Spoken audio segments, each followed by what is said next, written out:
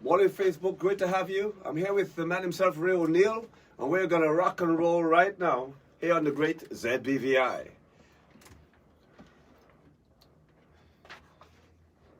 And good morning to one and all. Great to be here again on a Wednesday morning. We're here to talk positive things about a very positive British Virgin Islands. That's why we're here, to make the BVI better. I hope you're all listening in. I've had some wonderful guests over the years. This young man here that I'm going to introduce you to right now is somebody who has really made a very big difference in my life. From a young boy, he has played an excessively big part in my life, and as we go through it, as we talk, you'll realize the reason why I say that. And I mean, let me let him introduce himself, because I'm gonna get a little carried away here, a little emotional. Good morning, young man. Good to have you. Good morning, Paul. I don't think anyone has called me a young man in a little while. Of course, if you haven't caught the voice yet, it's Ray O'Neill to most people. Their official name is Reynald O'Neill, of course. But Ray, just such a pleasure to have you here this morning. Thanks. I have not often been on a morning show at ZBVI, but it has happened. Yes, well, I mean, this show has become a little more popular. I'm not too sure why, but it certainly has become a little more popular of late. And I thank to all the listening audience who have been in there. So I want to start the way that I've always started all my shows, which is getting the listening audience to know a bit about you, Ray. So with your permission, I'd just like to start off. Tell us a bit about, first of all, who your mother and father were, and a bit about them. Okay, my father was J.R. O'Neill, Jose O'Neill, to those who knew him. I mean, the J.R. was always used in the initials of the business, but his friends from locally and from Virgin, on Tortola and from Virgin Garden, tended to call him either Jose or Mr. Jose. My mother, he met my mother in Antigua. My father had gone to high school in Antigua, the Antigua Grammar School. I'm not sure exactly how they met, but they got married and she came here in 1946. And then my older brother Michael was born the following year, and I came along in 1949. I remember telling a young lady once that, I was born in 49, and she said, they had a year name, so? So that shows you how times have changed. I grew up largely on Main Street in Rotown, right next to what was the administration building. They referred to it as the old post office, but in my day we just called it the office, because all the government departments were there, really. We lived upstairs of the family store. It was, one part of it was a drugstore, and in the other half to the right was the hardware store. And then, my father kept expanding. He was the son of J.B. O'Neill, Joseph Benjamin O'Neill, and the two of his brothers ran the store across the street. My father, who was a trained pharmacist, he opened a pharmacy besides one he had here,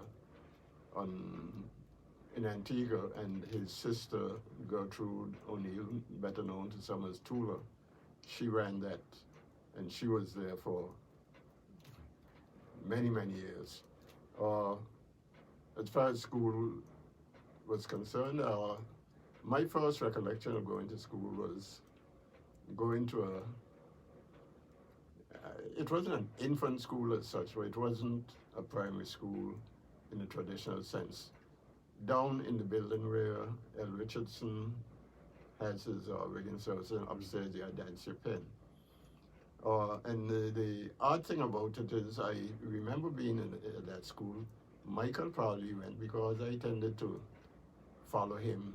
Where he was sent, I would just trail behind. But he doesn't really remember. The only other person that I recall who remembered going to that school was the late Sadie Winter. But after that, many of us went to it wasn't St. George's Primary School as such. It was an Anglican school in the old, it was then the church hall next to where Cable and Wireless Yes. building is on Main Street. And that was it for a little while, and then we were taught privately, Michael and I, by Miss Althea Scatliff. Wow. Now, I don't know how that came about or why exactly, but I know that my father had ideas that he wanted us to be exposed to, something beyond, not necessarily beyond inferring better than what we were exposed to here. So Ms. Scatliff used a curriculum that was both the one that was used in the primary schools here, first to seventh standard, and also a program that was a correspondence type of setup from Baltimore, Maryland, that was called the Calvert course. And I think how that came about was that a friend of his, Mr. Alvanley Fret, a good friend of his who I never met, he had sent, with the aid of I think an American who was living on one of the islands, it wasn't Guam Island or Great Commando, to a school in Massachusetts, Mount Herman. And I think that was where my father's track was as well. That got sidetracked after we had gone through it. Well, I should point out that in those days, the school year was not September to June, it was January to December. That didn't change until the end of, until 1963. And at that time, a lot of, well, most of the lawyers who had business here, who had cases here, they would come to Toto, and my father knew several of them. One of whom was a gentleman named Mr. Egbert Haney, whose brother, Harold, was married to my aunt Leona, my father's sister. And he told Dad about the school that had just started in Antigua, St. Joseph's Academy. And he said it was run by the Irish Christian Brothers. So his son, Ewart Haney, who had a big automotive business in Antigua, we'd met him briefly in a period of maybe it was less than a year, 6 months or more, where I think when my sister was a baby, Michael and I went to a primary school that it was called St. Michael's Preparatory School that led you to the Antigua Grammar School. But, well, Mr. Haney's wife was Catholic, so this school was a Catholic school, so Daddy said yes. Yeah, so in September, when the school year started in January, we were bundled off to St. Joseph's Academy, and it was kind of a shock because it was supposed to be a school run by the Irish Christian Brothers. And I was under the impression that they were brothers, as in sons of a father and mother, yeah, right. who happened to be named Christian and who were from Ireland. So when I saw these white gentlemen in white cloaks, in the white cassocks, I said, no man, this Daddy made a mistake. This can't be the right school. Anyway, it was so we went there so we were in first form just for one term, and then, well, the school really got going the second year in 1959, and I mean it was a lot more regimented than this sort of carefree life that I've been living here. And I went up there when I was only 9, as a matter of fact, and went through until we finished. I was in fourth form in, let me get my years straight, in 1961. I'd done very well in third form, I'd, been top of the class, and then all of a sudden in fourth form, most of the people who were in third form with me, they were back in third form, and some of us went into fourth form, and here I was right. I was 12 years old, and I was in a class with some guys who were 18. Wow. They were no trouble to me, and I was no trouble to them. But it was, socially, it was not really a thing to do. So I told my dad that I didn't want to go to fifth form, even if I were promoted. And he met at the beginning of last term. He met with the headmaster, Edward Wakeham, who you would know as well. Yes. And Brother Wakeham agreed. He said, he had the same idea. He said that, if I had gone to fifth form out of fourth form that year, I would have maybe I would probably have gotten a grade 3 senior Cambridge certificate, maybe a grade 2. But if I repeated, he could almost guarantee a grade 1. That sounded good. So here, so I'm doing a fourth form again. And oddly enough, most, I think, except for 2 boys, all of those who came from third form into fourth form, my first year there, Yes. they also were going to repeat fourth form. So it was a very familiar environment. Yes. And then those who were coming up were people who I knew anyway. Yes. So that was how that went. And in fourth form, I met a young gentleman named Joe Smith. And I keep telling people I've never been in a class with anyone with the academic ability of Joe Smith. I think he had sort of a photographic memory. And I recall when he was coming into fourth form, a couple of friends of mine said, well, Joe Smith he had carried on before him in third form. And they said, well, now you're going to meet Ray. We see who the better man is. So it's you and Joe Smith? Well, the competition lasted about a week. And I realized that I might think I'm good, but I was no Joe Smith. So, we became very good friends. So we went through fourth form. At that time, everybody in the school did the same 8 subjects. And you did the same 8 subjects every day. Yes. And in fifth form, we were the last, when we got to fifth form, we were the last group to do the senior Cambridge, because after 1963 it evolved into GC subjects as individual subjects, and then later on in the Caribbean to the CXC. So we did, English, religious knowledge, history, geography, Latin, Spanish, chemistry, and maths. No, maths was a bit of a problem because the brothers were American or Canadian.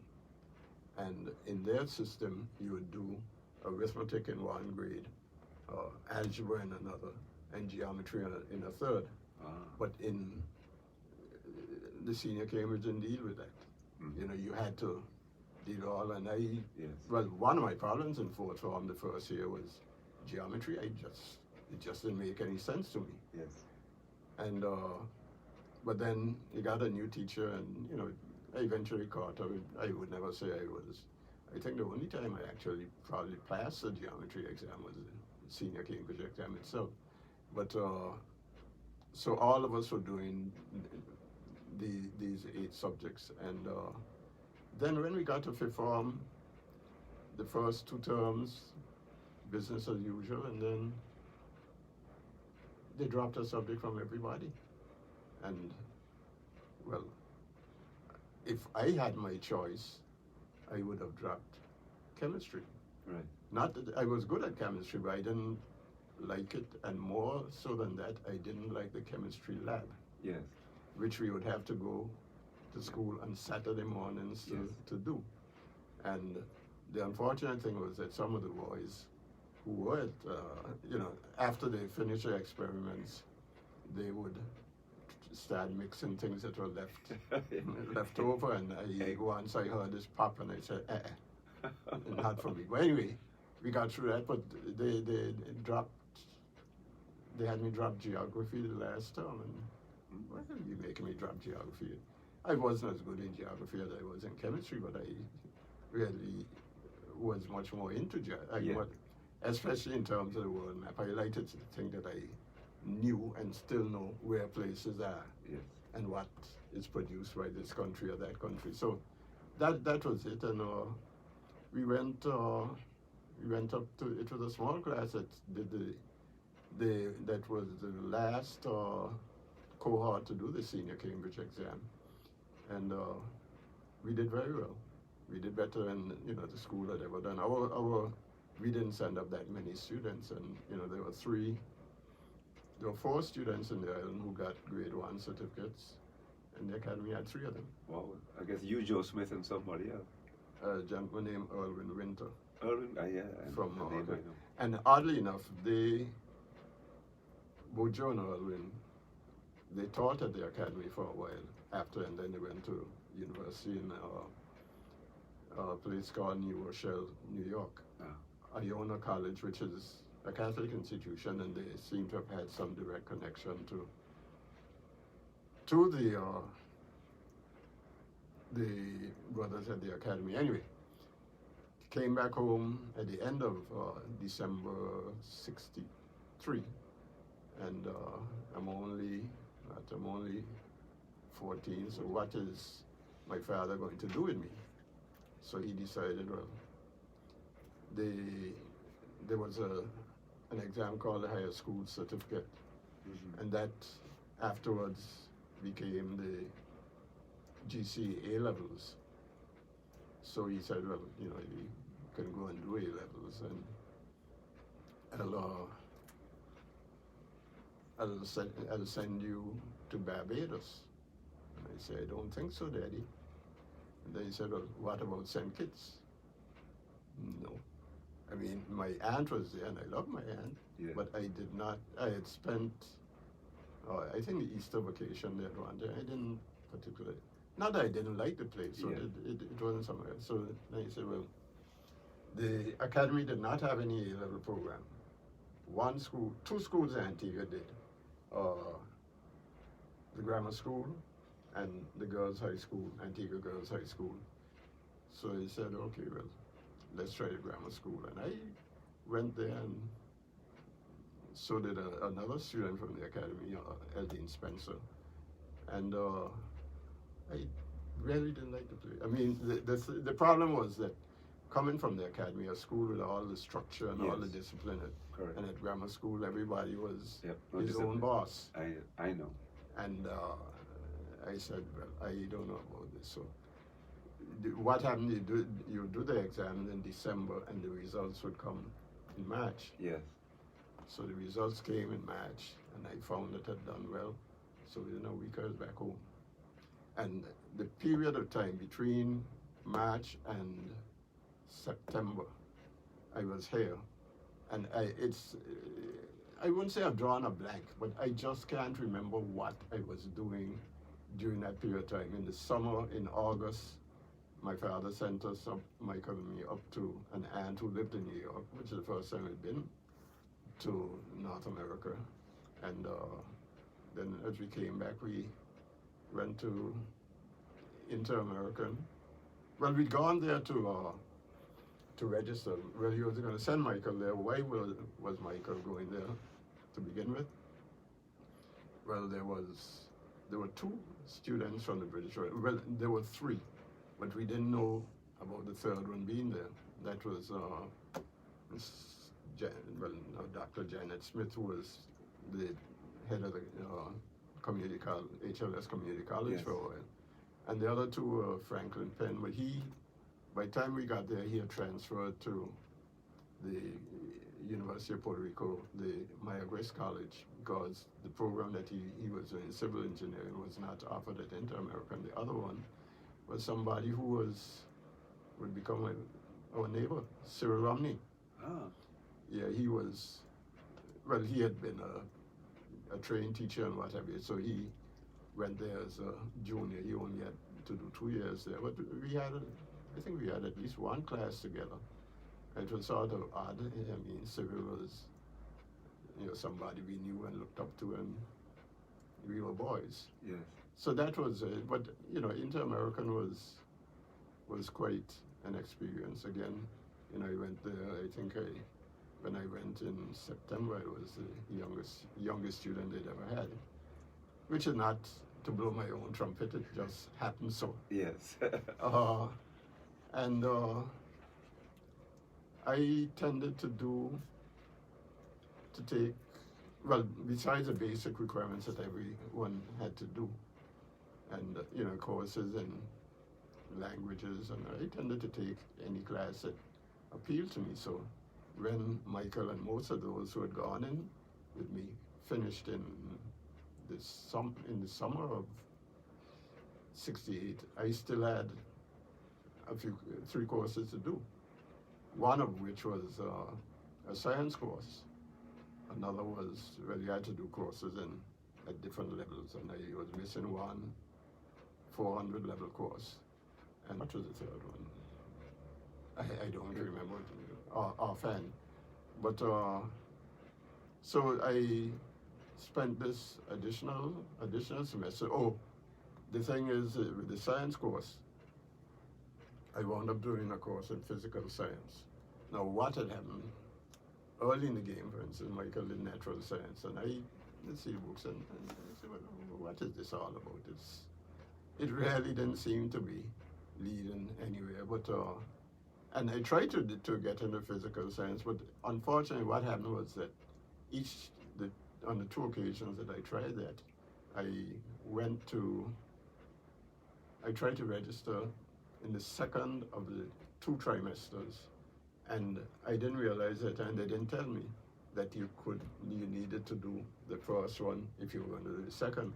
So now this is when the opportunity to do the first semester came back around, and it was one of the courses I enjoyed most in my whole career there, because I did some chemistry, much of which I knew, touched on some physics and astronomy, and it was fun. So I came home and started teaching in January of 1969 at the Virgin Islands High School. It had changed from a purely academic institution, which ended in 1968, to what was a comprehensive school. Mm-hmm. Now, the comprehensive school concept was something that Britain had come up with in the 60s, and they were sort of experimenting in all of their colonies in the Caribbean to see how it would work. You know, as you have an academic stream, well, many of the schools, you know, in the Eastern Caribbean also had commercial subjects for the girls, and some had vocational subjects. All right, we're going to take a quick call. Sorry about that. Good morning, Paul on the ball. Go ahead, please. Very well, thank you. Thank you for calling. Yes. Good morning. To whom am I speaking, if I may be so rude?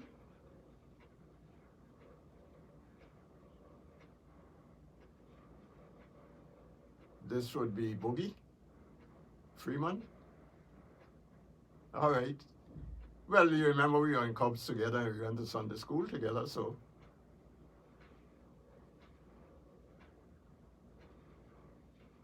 Thank you.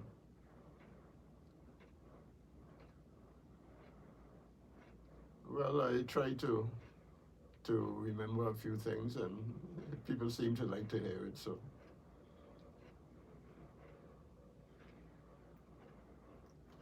Yeah. Well, okay. Well, I'm glad you like it. Thank you. Okay. Thank you very much. Well, I was gonna say caller, but I might as well say Boogie. Yeah. Yeah. Okay. Thank you, Boogie. Okay. Good. So for those of you who are listening, this is of course Ray O'Neill, and of course most famously, I guess most people would remember his father, J.R. O'Neill, and of course he has lots of other brothers and sisters. I won't go into all of that. Ray, one thing you mentioned, I want you to I won't say clarify, but tell people a bit more about. What was Alpheus Catliff like as a teacher? Alpheus Catliff was very strict. but a very nice lady. Althea Scatliff had the reputation of, I wouldn't say castigating, but upbraiding her kids if they didn't do what she was known for pinching. And when I started teaching, I also adopted the pinch. And it was, how come you're pinching us? So that's how I used to learn. But I mean, the knowledge that Althea Scatliff had, you know, she would have come up in the days of I imagine the Leeward Islands Teacher Training College was in existence. I am not sure. But I mean, she could teach anything really. Well, what I noticed is that when you left from Althea Scatliff and went to St. Joseph's Academy, that you fell right in place. So Yeah, that means that her knowledge was... yeah, it wasn't something like, you know, coming from a blank slate. I mean, Right. you know, we did, you know, the English, mathematics, general knowledge, some religious knowledge. We touch on a lot of areas. And that really lets people know, the listening audience know that our teachers here were very well grounded. Yeah. Yes, they were. I mean, they were the students who went to the training college in Antigua, and some actually went to Barbados as well. I think it was the Ardiston College, they call it. They knew their stuff. And I recall 2 years ago when I went to a funeral in Antigua, I met a lady who I knew of her, and I had actually met her once here. She is, her name is Mrs. Rose Carrot. And her husband was, I think her husband was, as they call it, the principal of the Teachers Training College there when she was a student. She's a Davis from East End. And I said, we sat together and chatted for the better part of an hour, and it was one of the most enjoyable hours I've spent. Because, you know, reminiscing, and you know, she told me that here, before she got married and moved to Antigua, she had taught at Eastern, Longlow, King, Garden Western, and Rotown. Ray, we're going to take a pause for a cause to thank our sponsors. When we come back, more with the man himself, Ray O'Neill. Stick and stay. We'll be right back. Okay, Facebook fans, I hope you're enjoying it. I see Mom made it on. Yeah. Okay. So, that's good stuff. Okay, I'm trying to Heavenly Soul. I'm trying to remember this. So we were with Inter-American. Yes, Inter-American. It's so amazing because as you spoke, I felt right at home with you, because you know it's also Mr. Hani who brought Daddy here. Yeah. Yes. Mm-hmm. So I was related to that, Harold of course. Hani. Yeah, Harold Hani. But you know, they had Virgin Gorda connections too. I didn't realize Walters. that. Oh. See, I didn't know that. In fact, Mr. Egbert, as we called him, he was born here. He was father. Oh. So there are three brothers who were lawyers. Harold, Egbert is the oldest, and Harold and Clarence. He was the father of a man named Rex Hani. Rex, yes, I remember. Yes, I never met him. Yes, I I remember. knew of him, but I didn't know. Yes. Heavenly Soul. I'm trying to remember the name of my sponsors. Hmm? I'm trying to remember the name of my sponsors. I can't remember. The name of the store next to me is called what? It was from Yeah, store next to it. next to me. You know the one that sells clothes. Fatima. I got it. I remember my sponsor. Who is this?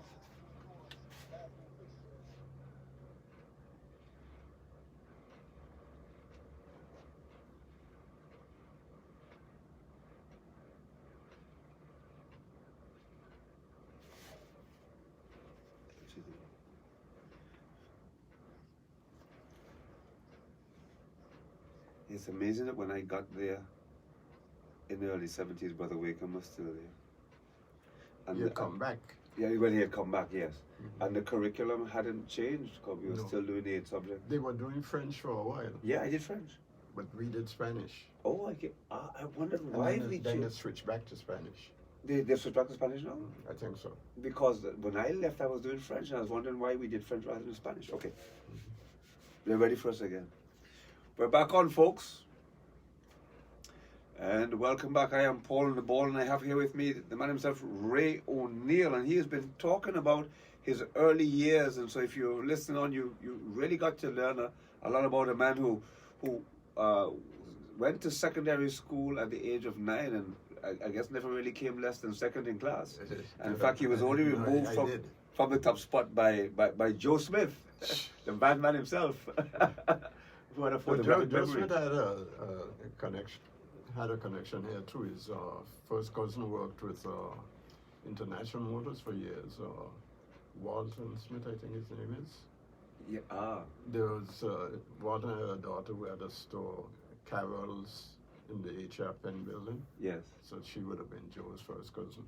But going back to Inter-American, it was quite an experience there, because there we came into contact with students from. There were students from Kenya.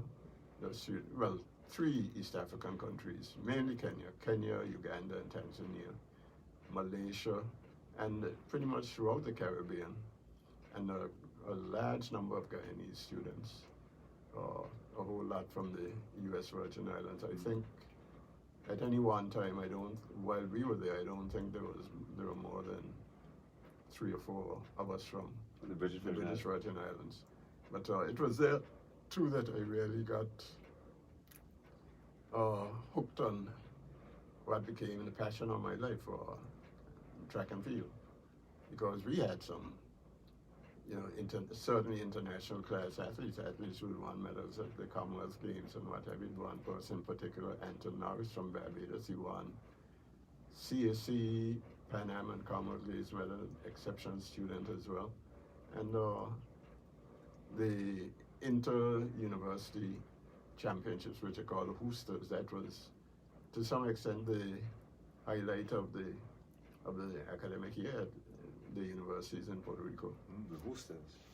Yeah, and the basketball team that we had was also very powerful, as I mentioned on our way here, that 3 of those guys played on the Puerto Rico national team at the 1972 Olympics. So it was quite an experience. And then, as I said, I came back home. Okay, Ray, hold that thought. You came back home. We're going to come back to that. We're going to take this call for a minute. Yes, good morning, Paul on the ball. Go ahead, please. Good morning. Good morning. You are. Thank you.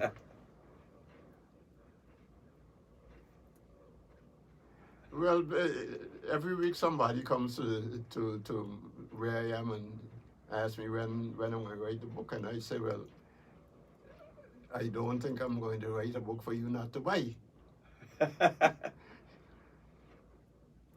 Yes? Oh, yeah, okay, well, sure. 58. 58. How did we get there? Well, my mother was from Antigua, and we lived with our grandmother. What was... Transport. Oh, good question, We would go by boat to St. Thomas, and then occasionally we could get a flight to Antigua the same day. More often than not, we had to overnight in St. Thomas. Sometimes, I don't know if these hotels would ring a bell with you, Midtown Guest House and the Grand Hotel and those places. No, you're a young youth, man. Sorry, may I ask who I'm speaking to? Oh, Daphne. Yeah, I taught you. Yeah, you're a Long Bay stout, not a stout from the Eastern Hemisphere. Yeah, I know. Yeah, no, I was telling someone the other day that there are some families that I seem to have taught, half of them, they were Andrew Smith from Caribbean. I think I taught 6 of his kids, and the O'Neills from Virgin Gorda, Vincent and David, and them, and also So, yes. And what is odd, sometimes some people, I stopped teaching in 77, and some people who didn't get near the secondary school until 78 or 79, they swear that I taught them in school, and I said, no, I could not have done so. But, but it's, I'm grateful that you're enjoying the show, and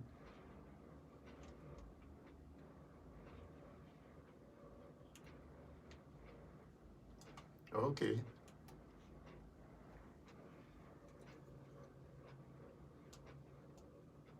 Mm-hmm. Okay. Thank you so much. Okay, you too. Thank you very much. Well, there you have Ray. At least we have guaranteed listeners. There you go. Yeah.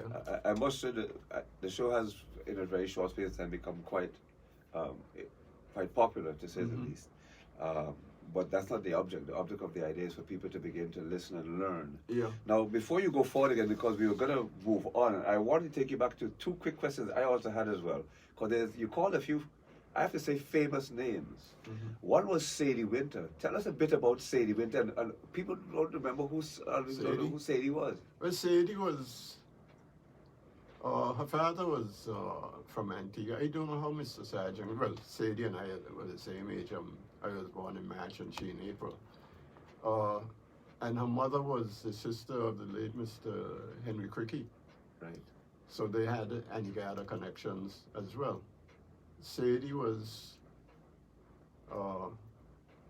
she worked a number of different places. She worked at a bank, she worked at customs, and I think she was the first beauty queen, if you want to use that expression, to take part in the Miss Universe pageant from the British Virgin Islands. Done very well, apparently.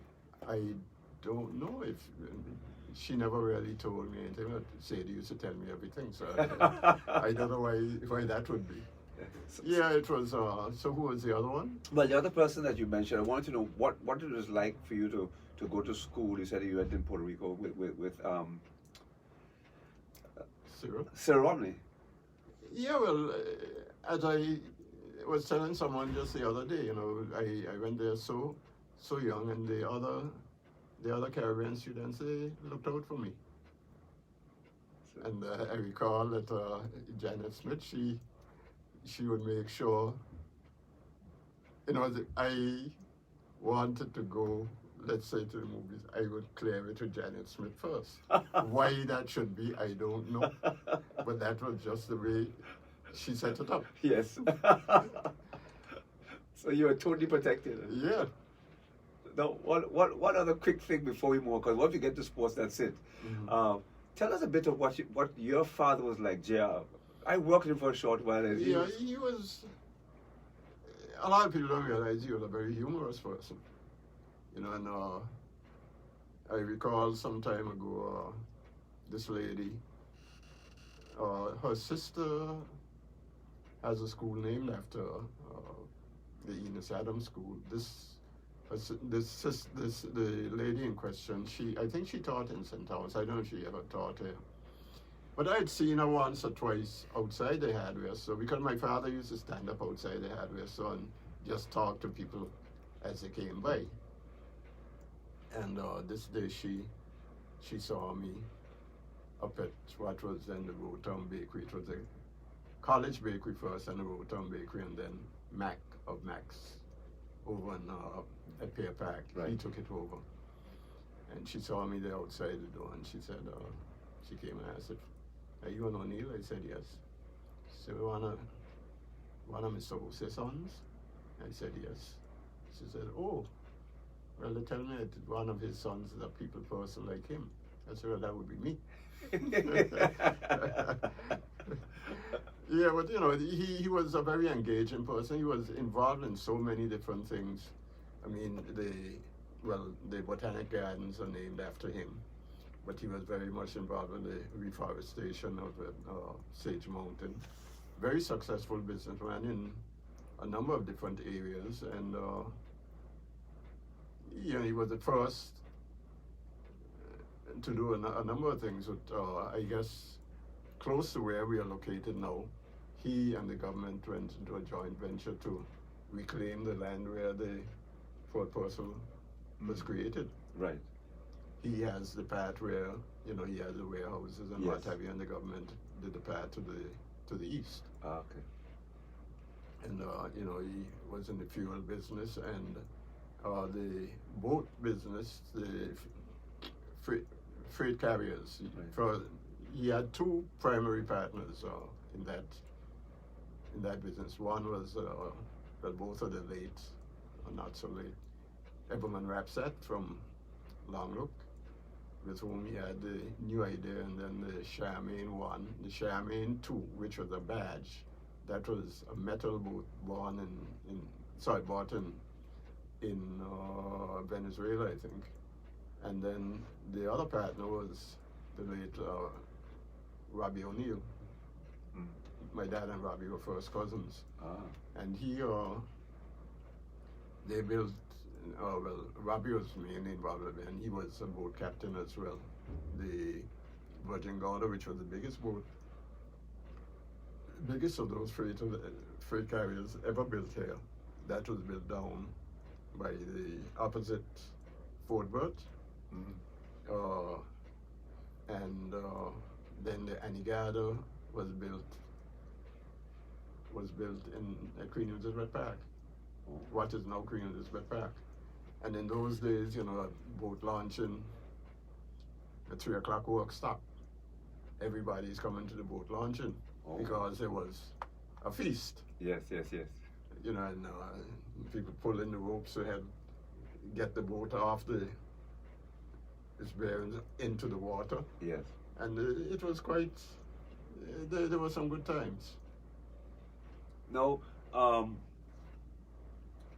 was also thinking of, you know, I know you spent most of your life as a child in McNamara and that area there. What was it like from McNamara up to town? What do you remember? No, what buildings do you remember? I went to McNamara when I was in fourth form, so Okay. that would be the second year in fourth form. Right, I know you were So in that was town before. Actually, you were I'm left, right? I'm a Main Street man, not Main no Street. McNamara All right, man. so tell us what Main Street was like then for your Main home. Street was very, very a very interesting place. You had a lot of small stores and what have you. Which ones do you remember?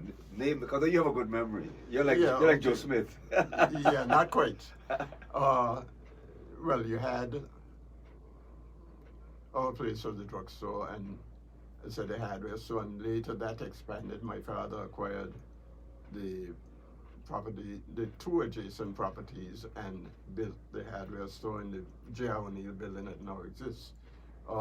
Across from us was my grandfather's place, J.B. O'Neill, and then next to that where it now exists, where Esme's shop was the Paramount. Mm-hmm. The Paramount was a grocery, and it was also upstairs you buy drinks and what have you. Down below that you had my godfather's store, Morris Tipley, and that building was acquired by Cyril Romney and the travel agency or Travel Plan was there. Actually, at the Paramount, besides being a grocery, they sold magazines and what have you, and the DeCastro family had a bakery, and most of the bread would come down to the Paramount, and that's where they would where the customers would buy the bread. Just above the post office, you had H.R. Penn. Oh, in where on Saturdays, you know, see the market vendors. That was Saturday was basically primarily market day. And you know, people who would come with whatever they had to sell. Some would come on horseback, some would come with the mules. I think a mule is an animal that no child here has ever seen of this generation. And where Pastor Post used to be, that was the horse stable. So the people who came into town, they would quote unquote, pack their horses in the horse stable. That's so And then they overflow sometimes. They come downstairs, and I would see a mule tied up to the post. I would see a mule tied up to the post below our gallery. Yeah, and then in the Market Square, you had a building called Home Industries. That wasn't a whole building. That was where they made it was a craft. They sold crafts, mainly hats and baskets and things like that. And that was Miss Emmy Norman, Mrs. Emmy Norman. And then further down, you had a sort of warehouse for customs. And then when people came from St. Thomas, as still exists in some of the other islands, immigration was the police. And they would come and they would get their passport stamped or what have you. At that time, there was a system called, in the U.S. Virgin Islands, called a 29-day facility. And people who were bonded there, they would have to leave every 29 days, so they would come up here, get something indicating that they had in fact left the U.S. Virgin Islands and come here, and then go back down. Across from there, towards the front, you had the electricity. It wasn't any electricity corporation. It was a power plant. It was run by Mr. Sidney Ferrara, Jerry's father. And next to that was first it was an Arab guy who I recall only as Mustafa, and then following him was Johnny. Hassan? Not the Johnny that you know the Johnny you know said that this guy was his brother. I don't know. Okay. But anyway, he had both of them shop and a clothing shop. Oh. And then next to that, going up street, on the right side of the street, you had Mr. Williams, who was a tailor. Then you had the house where the Abbotts lived, Lionel Abbott of the Beacon. Right. On the other side of the street, when Mr. Penn he had a store. One part sold dry goods and shoes and what have you, and the other part sold cloth. I don't know if they actually sold, I can't recall if they actually sold shirts and dresses, or if just the fabric. Right. Beyond that, where where Georgio's restaurant is. Yes. Okay. Upstairs there was where Mr. Albert Pickering lived. But his children, they were not children when I was there, because I think the youngest of that set of daughters was my godmother. And he had a grocery store downstairs. Across the street you had the Castro store with sold bread and other things. And then you had Hugh Penn, who was a carpenter and boat builder, Gary and Perry's father. On the other side, there wasn't a whole lot. Wasn't the butcher's somewhere there? Martin was up street, as it But then was. further up. Okay, all right. Yeah, further up. Down street and up street. Down street ended. Down street began pretty much, I would say, around the Methodist Church or the prison. And then up beyond that was up street.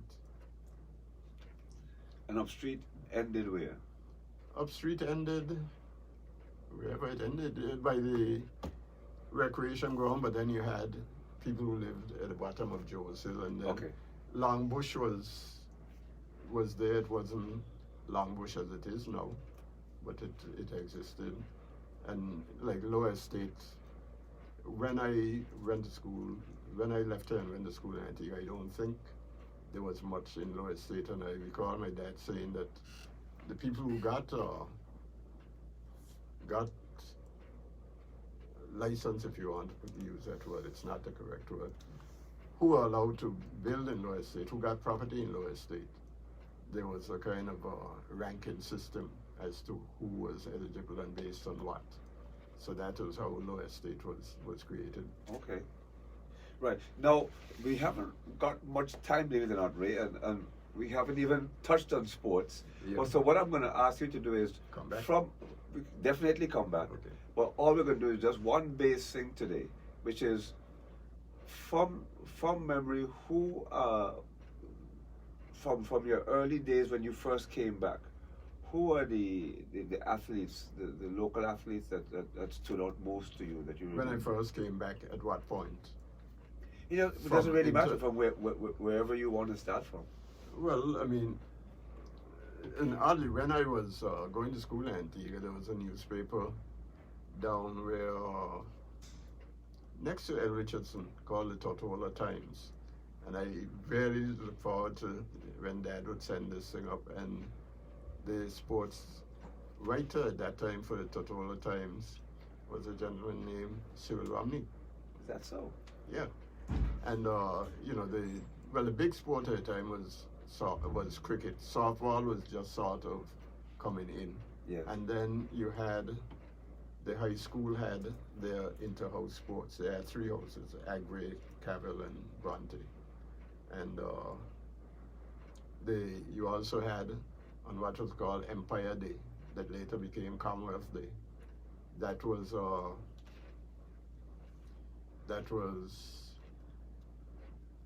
where I recall that there were teams coming from, there was a team from Eastern. I don't know whether that would be kids from both Eastern and Longlook. You had Road Town and you had Western. And the dominant athlete at that time, by a good way, was Geraldo Todman. Geraldo Todman was from right across the street in Longbush. Very good cricketer as well, very good batsman. And I recall one year he competed against, well, I guess you would remember Tully Barronville. Yes, of course. Tully Barronville and Gene Nibbs, and he beat them handily. And then the next year, he beat Gene's younger brother Cecil, who died, I think, last year. He beat him and Walwyn Booley. Yeah, so that was it.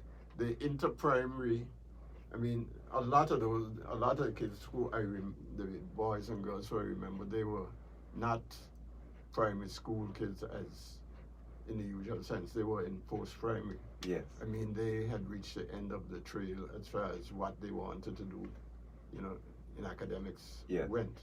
And you had people like Norris Catliff, who would be Vincent and Ishmael's brother. You had Mario Todman, black. And, and someone who just seems to have been, to be consistently overlooked, a young lady named Berenice Smith. Berenice Smith was the fastest girl that we had, and she was also probably the best pitcher that we had here for many years. Then she, emigrated to St. Thomas. She's back here now. But in the secondary school, you had some big girls, and sometimes I wonder, well, how would somebody like Elvira Dawson, Eric Bradford's mother, how far would she have gone had the opportunities been there? Elvira Dawson, Idris, Christopher O'Neill, Inez Hodge, Archibald. I mean, those were people who you figure if the opportunities were there, we could have had something good going. But that was a long time before the fact. Yes. It's amazing as you call the names, because I mean there just seems to be a bloodline of these people, their children, grandchildren. When we meet again, we'll talk about get into that. Yes. Okay, so folks, if you're listening, Ray will be back again because we have to talk about bloodline and all these things, and then get into the deeper matter. We haven't actually really touched on sports yet, so we only got a couple of minutes left, Ray. So we can probably just stay where we are, or anything that you want to talk about relative to the BVI. Yeah, well, one of my first recollections really was, as a little boy, very little boy growing up, was the Queen's coronation. I think that was 1953. It was right in the Market Square area, and I recall there were these two groups, the Zulus and the Indians, and it's only maybe a month or so ago that I realized that the Indians were the same people who had a troop in the St. Thomas Carnival year after year after year. And I mean, I don't think there are any carnival this year, but the Indians, they just kept going forever. Yes, and the Zulus were,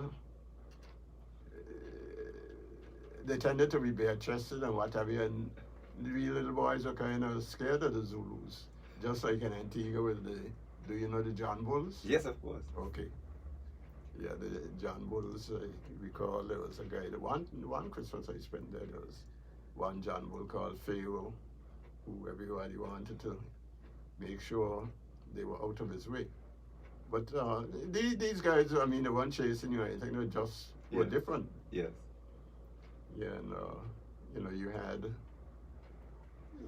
politics there we're not talking politics, but just to call someone in, Mr. Penn, my godfather was a politician, and up at the corner you had I.G. Fonseca, Glennie Fonseca, and the Secos, we have anyone that I could recall. No, I recall Weston had a Mr. Wilfred Smith, who was the father of Bennett Smith.